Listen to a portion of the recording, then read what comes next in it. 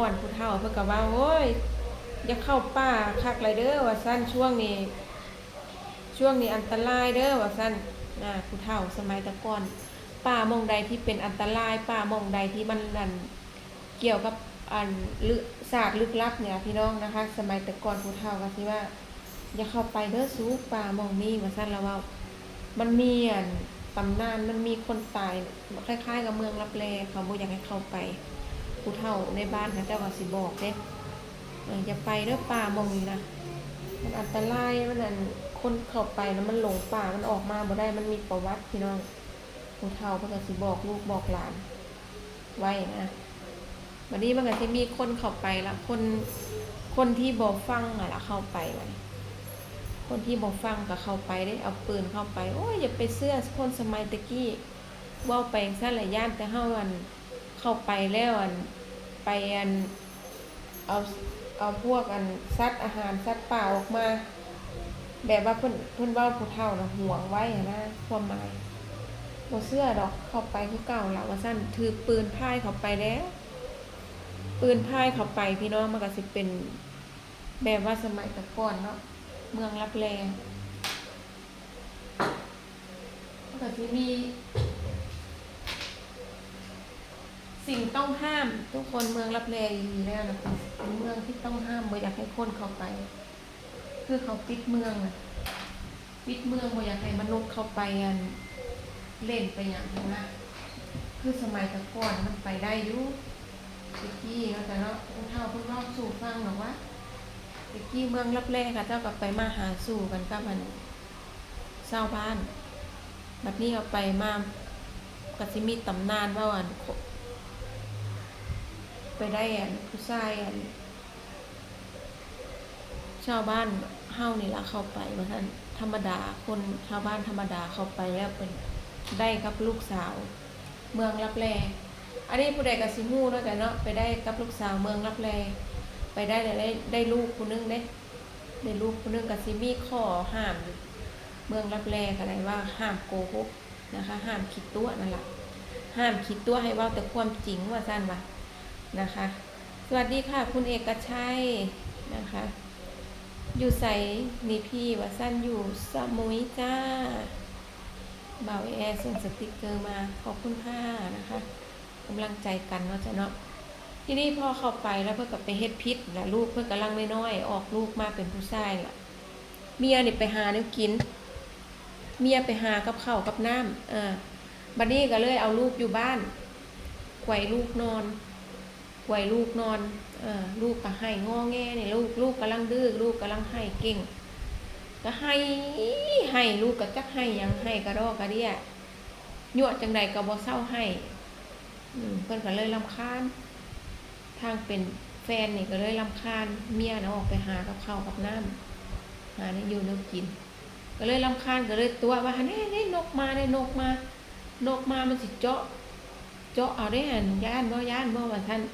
ตัวลูกไว้ลูกก็แห้งให้มานี่บัดนี้ก็เลยตัวไปแล้วเด้ลูกก็บ่เศร้าให้คือเก่าตัวไปแล้วเด้บาดนี้ตัวลูกว่านกเสียนจิกสิหยังเด้อจิกตาจิกหยังเด้อถ้าบ่นอนค่ะนะความหมายก็เลยเมียก็เลยมาบาดนี้เมียก็เลยมาก็เลยเอาลูกกินนมเล็กน้อยมันก็จะหิวนมหิวยังไปละเอาลูกกินนมเสร็จแล้วครับแม่เฒ่าแม่ของแม่ยิ่งน่ะเลยมาหาว่านางว่าซั่นว่บ่แม่นผัวโตตัวคิดตัวแล้วบ่บาดนี่ว่าซั่นตัวหยังละแม่ว่าซั่นหวยลูกบ่นอนรับกับตัวว่านกสิมาเจาะตาเจาะหยังนี่แล้วว่าซั่นมีแนวไปบอกให้เฮาฟังอยู่ว่าซั่นมีแนวไปเว้าให้เฮาฟังอยู่ว่าซั่นยายเฒ่ามาบอกลูกสาวก็ห้องให้ละบาดนี้ย่านผัวย่านเพราะว่าแท้ๆแล้วเขาบ่ให้คิดตัวหั่นล่ะก็คันผู้ใดคิดตัวก็ให้ออกจากหมู่บ้านไปเลยแบบบ่ต้องกลับมาแม่เฒ่าก็เลยมาเว้าสู่ลูกสาวฟังลูกสาวก็เลยห้องให้ว่าผัวนี่สิบ่ได้อยู่นำแล้วล่ะคันคิดตัวแล้วก็สิได้ออกไปอย่างเดียว นะคะลูกให้ห้องให้ก็คือเก่ากดก็คือกดยายเฒ่าว่ามื้ออื่นเช้าโตต้องออกจากหมู่บ้านเด้อเพราะว่าโตนี่ตัวเฮ็ดผิดกฎหมู่บ้านตัวคักว่าซั่นเฮ็ดผิดกฎแล้วก็อยู่นำซุ่มเฮาบ่ได้ดอกว่าซั่นบอกลูกเคยก็ห้องให้ล่ะบ่อยากไปขอโทษจังไดก็บ่ได้บัดนี้เมียก็เลยสงสารผัวเนาะก็เลยสงสารผัวก็เลยไปส่งผัวมันก็สิมีป่องเขาเจ้าก็สิฮู้หั่นล่ะป่องทางออกมนุษย์ไปทางโลกมนุษย์ไปหม้องใดเมียก็เลยซี้ไปนำทางก็เลยเอาขี้มิ้นนี่หรือตนผัวว่าสิบ่ได้เจอบ่ได้พ้อกันอีกแล้วก็เลยบอกผัวว่าเฮ้ยคันเจ้าย่างไปนำหนทางคันเจ้าเจอขี้มิ้นนำทางเจ้าเก็บใส่กระเป๋าไปนำเด้อขี้มิ้นพี่น้องขี้มิ้นเป็นหัวขี้มิ้นนะแม่หัวขี้มิ้นที่มันนาน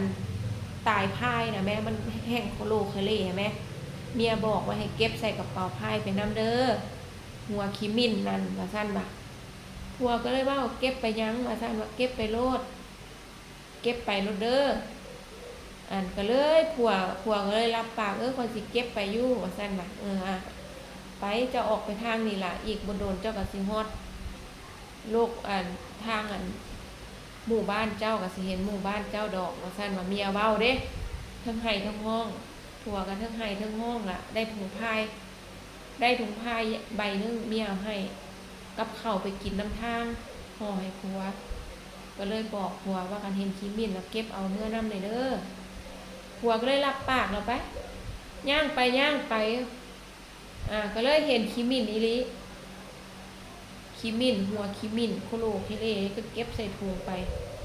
เก็บไปเรื่อยๆจนว่าสิเต็มฮอดถุงพายล่ะก็เลยนั่งพักกินข้าวเมียห่อข้าวให้ก็เลยนั่งพักกินข้าวจักหน่อยก็เลยลุกขึ้นไปย่างไปอีกบ่พอข้าวได้ล่ะก็ฮอดหมู่บ้านเจ้าของบาดนี้คนไทยบ้านเห็นเนาะโอ้บักเพิ่นซื้อใส่เนาะบักใส่มึงไปใส่มาว่าซั่นว่ามึงไปโดนไปดีแท้ว่ามึงตายไปแล้วว่าซั่นว่าไทยบ้านเห็นเด้มึงไปอยู่ซ้ายพ่อแม่มึงออกตามหาบ่แม่นน้อยปีว่าซั่นไปอยู่ไสแต่ใส่ก็เลยบ่บอกเพราะมันเป็นความลับก่อนสิออกจากเมียมาก็เลยรับปากเมียว่าสิบ่บอกไผเมียบอกว่าอย่าไปบอกไผเด้อว่ามีเมืองรับแลอยู่ไสแบบใดบ่ให้เว้าเลยคันเว้าปั๊บนี่ก็สิแม่เฒ่าอยู่ในหมู่บ้านน่ะสิไปตามฆ่าเลยพี่น้องคือเขาบ่ให้มีความลับแพร่ออกไปอีกแล้วเขาก็เลยเคล็ดก็เลยลากบ่ให้ชาวบ้านเฮาไปได้กับการไทยรับแลอีกปิดเมืองหลังจากที่ตาไส้นี่ออกมาแล้วเขาก็สิปิดเมืองเลยเขาบ่เชื่อแล้วว่ามนุษย์นี่บ่มีสัจจะบอกแล้วว่าอย่าโกหกบ่ให้โกหกก็เพิ่นก็เฮ็ดผิดสัจจะก็เลยปิดเมืองเลยหลังจากที่ตาไส้ออกมาตาไส้นี่เว้าให้ไผฟังบ่ได้ดอกผู้ใดถามจังไดก็เว้าไปเรื่องอื่นไปถามว่ามึงลงเข้าไปเมืองรับแลบ่บักไส้กูบอกมึงแล้วบอกคนบ่ได้ไปเมืองรับแลเด้อคนไปอยู่เมืองคนไปอยู่ในเมืองขอยก็หากะมาคนสิได้ไปลงป่าได้ไสตัวไปไว้เด้ทำบ่ตัวก็บ่ได้นะคะบาดที่นี่นะคะทุกคนนายไส้นี่ก็เลยมาฮอดเฮือนมาฮอดพ่อกับแม่ก็เลยผูกแขนเอาลูกชายตามประเพณีบ้านเฮาน่ะคันผู้เฒ่านี่เชื่อว่าตาไส้นี่ลงป่าแท้ๆนะคะแต่ตาไส้นี่ปฏิเสธตลอดว่าบ่ได้ลงป่าหรอกมาแต่อยู่แต่ในเมืองแต่แม่นี่กับพ่อก็บ่เชื่อการพ่อแม่ก็ดีใจว่าลูกชายกลับมาแล้วก็บ่อยากถามหยังอีกหรอกเพราะว่าเห็นลูกชายแล้วก็ดีใจกับบ่ถามหยังผูกข้อไม้ข้อมือรับสู่ขวัญลูกชายบัดนี้พ่อไปฮอดเฮือนแล้วยามตกดึกมาตาไส้ก็เลยไปเบิ่งถุงพายที่เมียน่ะบอกว่าวันเก็บเอาขี้มิ้นนำเด้อว่าซั่นมาเบิ่งจกออกมากลายเป็นทองนะคะทุกคนกลายเป็นทองเหลืองเฮ้ยทองแท้เลยตาไส้นี่ก็เลยบ่ได้บอกพ่อบอกแม่ได้เอาไปฝังไว้ทองแต่ว่าตาไส้นี่ก็ เอาไปขายได้เงินได้อย่างมากอะมาบูรณะเฮือนซานลานแป้นว่าตัวพ่อกับแม่ว่าไปทำงานอยู่ในเมืองแต่โดนแล้วได้เงินได้ทองมากก็สิมาเฮ็ดเฮือนเฮ็ดซานให้พ่อแม่อยู่พ่อแม่ก็เสื้อไปแบบนั้นล่ะแต่ที่จริงแล้วทองก็ได้มาจากเมืองลับแลน่ะนะคะใส่ก็เลยรวยมีเงินมีทองเด้ในระดับหมู่บ้านเนี่ยเพิ่นก็มีเงินมีทองกว่าหมู่นะคะแต่ใส่นี่ปิดความลับไปอย่างดีเลยบ่เพ่งพายเบาอย่างไรไผฟังบ่ได้เท่าซุมื้อนี้เมืองลับแลก็เลยปิดลงเลยบ่ให้ผู้ใดเข้าไปเลยบ่ให้ผู้ใดบ่มีเว้าง่ายๆมันบ่มีทางเข้าเมืองลับแลอีกแล้วนะคะเขาปิดประตูเมืองลับแลไว้เลยนะคะเท่าทุกมื้อนี้อันนี้ก็เป็นนิทานเป็นเรื่องประลำประลานะคะเรื่องเล่าเว้าต่อๆกันมานะคะว่าผิดประการใดขอโทษขออภัยนะคะทุกคนอันนี้ก็เป็นเรื่องเล่านะคะเรื่องเล่านะคะฟังหูไว้หูใช้วิจารณญาณในการรับฟังนะคะทุกคนนะก็เลยมาฮอดซูมือนี้เขาก็เลยว่ามีเมืองลับแลบ่มีแน่นอนนะคะแต่ว่ามันก็เขาบ่เปิดโลกมิติให้มนุษย์นี่เข้าไปบ่เปิดให้เห็นบ่เปิดว่ามีเมืองนี้อีกแล้วนะคนทอดซูมือนี้สาวเดือนไปอยู่บ้านสกลนครเขาก็ว่ามีเมืองลับแลอยู่ดิอันนี้เป็นเรื่องจริงเลยทุกคนแต่ว่ากับเลี้ยวไปก็เห็นแต่ภูผาหน้าเหนี่ยวเป็นภูผาหน้าเหนี่ยวเป็นภูเขาเป็นอย่างไปผู้เฒ่าเขาเว้านี่ล่ะมึงเข้าไปเลยสิเป็นเมืองลับแลตะกี้ก็มีหมู่บ้านลังเทื่อก็ฟันเห็นแน่ก็แม่นลังคนก็ฟันเห็นว่ามีคนอยู่จังนั้นจังซี่ว่ามีคนสมัยแต่ก่อนอยู่ใส่สิ้นผ้าไทยใส่เสื้อแขนกระบอกอยู่กันหลายคนเป็นหมู่บ้านบางคนกับฟันเห็นเป็นนิมิตว่ามีคนอยู่อันนั้นแหละเขาเอิ้นว่าเมืองลับแลนะคะทุกคนเขาไปอยู่ในเมืองของเขาแต่เฮาเลี้ยวไปบ่เห็นแล้วเขาเป็นภูเขาเป็นก้อนหินเป็นหน้าผาแต่ว่าในโลกมิติของเขานะเป็นหมู่บ้านนะคะทุกคนอันนี้ก็ได้ซุมื้อนี่ผู้เฒ่าเขาเว้าแบบนั้นแหละนะคะสาวเดือนก็ได้ฟังมาแบบนั้นพี่น้องนะคะสวัสดีค่ะ